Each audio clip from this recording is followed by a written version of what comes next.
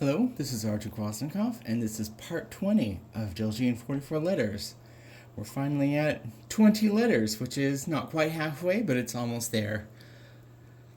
This letter I was considering pairing up with the one that comes after it, but I just think for the sake of focusing on one at a time, this is going to be its own little video, even if it is a bit shorter. So the next letter that we're going to look at is called Lugh, and Lugh, as you can see here, is based on this loopy shape, and I've actually drawn it with my copper pen right in the middle. And here's the name, Lugh, right here. And Lugh is equivalent to our letter L that we use, but not all the time. And the reason for that is there are two variations of L in Dena'ina, spoken Dena'ina. There is the regular L, which is actually not that common of a letter in Dena'ina, and is one of the reasons why this video may not be so long. But there's also a voiceless version, which I will talk much more about in the next video, as it is a very important letter in Dena'ina, and it is in a lot of words and word making. But as I just mentioned, this letter, Lugh, is not found in too much of Dena'ina. It's in a handful of things here and there, but it can be mostly found in loanwords from other languages like English, Russian, and I believe there is another language that's in this part of the world that may have some borrowed L sounds, but I don't know too much about that. I'm just guessing.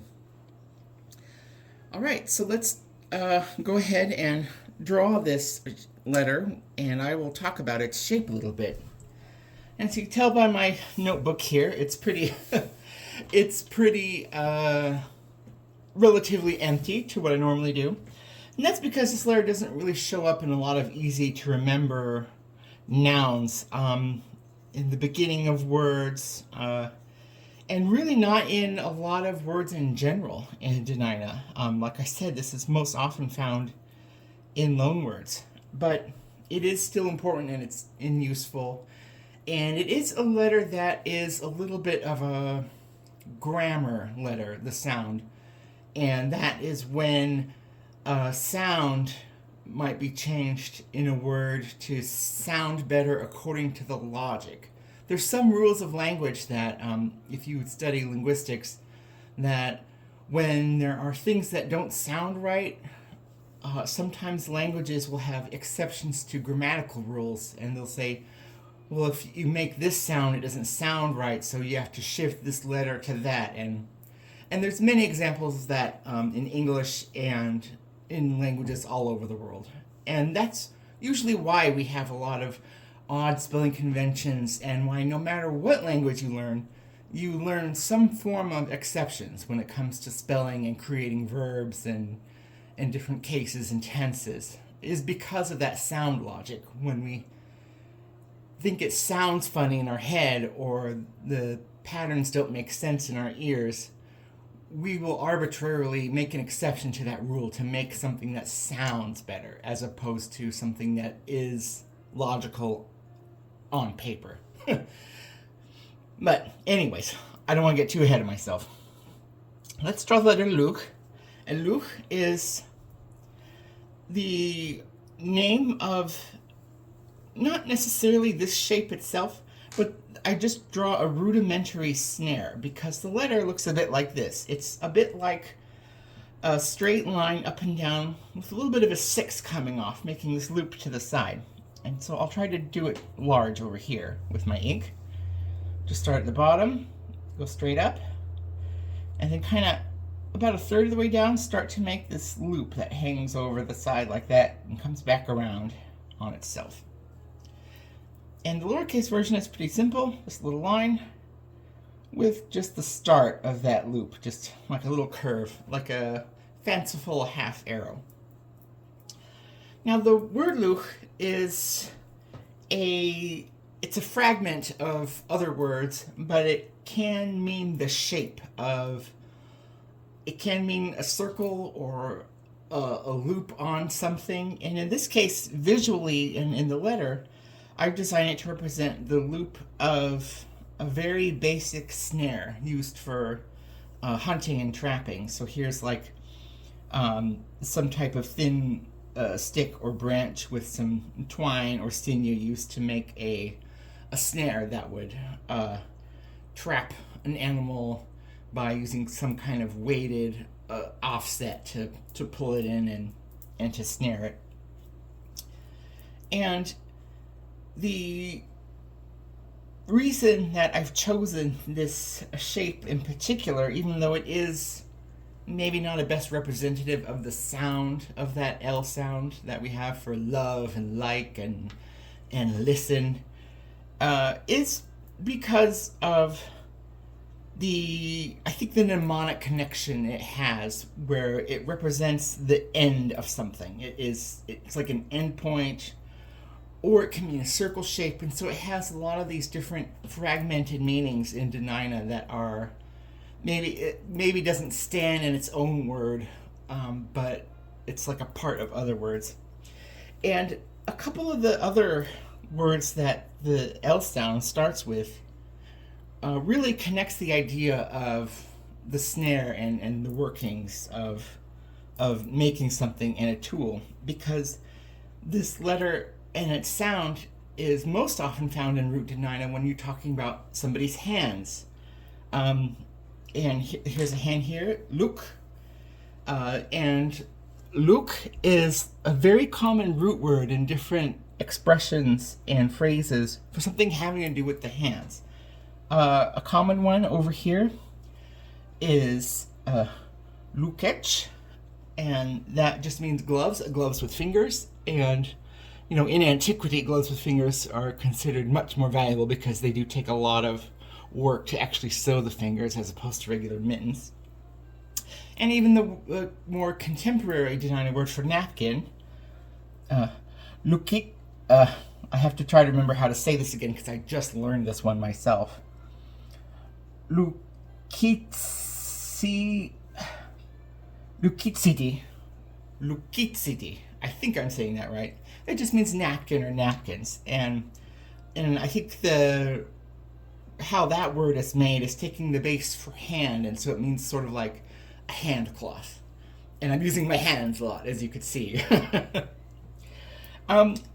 And also in Dena'ina, when you talk about hands in general, or people's body parts, or not just body parts, but things about them, maybe characteristically, you use I'll use my brown pen. How about that? And depending on the dialect in the area, you say either be. Oh, this isn't brown, this is amber. That's okay.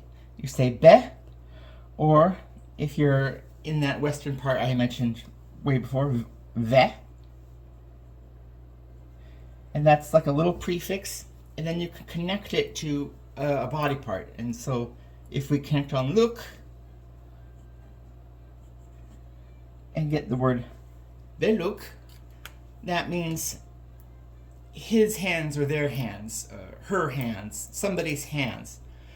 So you can use it in a sentence as, oh, he must do a lot of baking. Look at how soft his hands are. You would say beluk, whatever a word for soft would be. And so that's a really neat part of Dena'ina, is that prefix, which is like the universal prefix when you're talking about parts of a whole in relation to possession, if it makes either a person or a whole animal or creature. And that's really kind of all that I have put into this letter. As I said, this letter is much more useful in loanwords and loan phrases, and in the future, like maybe when I'm done with this series and I start working on some other related topics and maybe sitting down and making full out writings or calligraphic designs, maybe I can talk a little bit more about some loanwords and contemporary usage. But as far as Dena'ina goes, that's pretty much what this is. It loosely relates to the hands and The symbol of the snare is fascinating to me because I think it represents in Dena'ina linguistic thought that the agency of using something like a trap or a snare is the same as if somebody was using their own hands to do this trapping and, I guess, choking motion, which is a pretty violent image, but that's how life was like for many people and still is for some people today in some parts of the world. And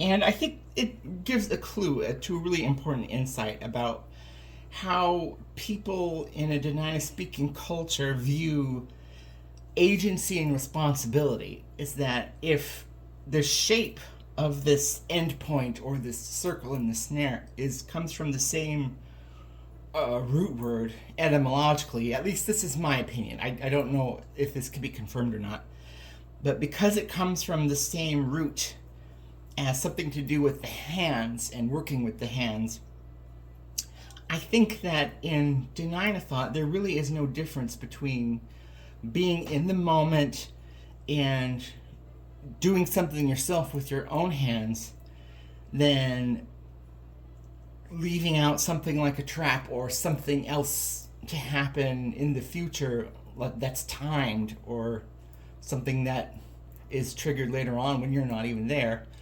I think that there's a mental approach to it where everything is happening in the present, because even if it's a trap that you set out long ago, if it catches something, it's still as if you are there yourself doing that action instead of having a tool or something that you've set up do it for you. And I think that that's a really nifty thing to think about, and it makes you think, okay, well, maybe they thought about that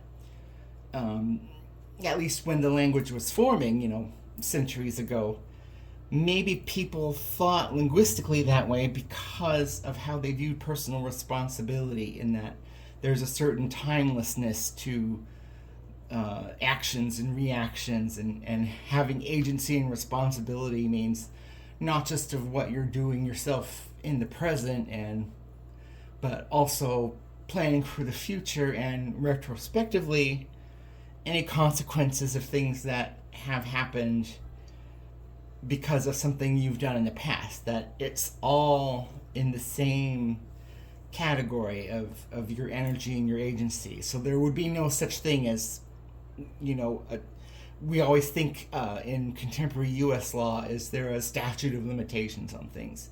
Well, we can kind of guess that maybe in this kind of society based around this linguistic norm, maybe they wouldn't have such a thing. Maybe if it's something that people didn't know that happened until now, it would be like it's just happening in the present, and there's really is no difference. And that relates to a lot of discussion about time and how different languages perceive time and the order of events in history, and it is really fascinating to learn about, and there are many wonderful sources for videos and documents about how languages interpret time. So that was a little bit of a shorter video than normal, but like I said, this letter does not appear an awful lot, and so really for me to be able to communicate about it in terms of a cultural symbol is a little bit difficult, but I do like what I came up with here. I like the look of the letter, and I think it matches the full letter set very well. So I want to thank you again for joining me. It's been 20 parts, so we still have 24 more to go. That sounds like a lot, but I think knowing that it's already been 20 and it just seems like I just did the first one, I'm pretty positive it will go much faster than we all think. So thank you very much again, and I hope to see you for the next video. Thank you.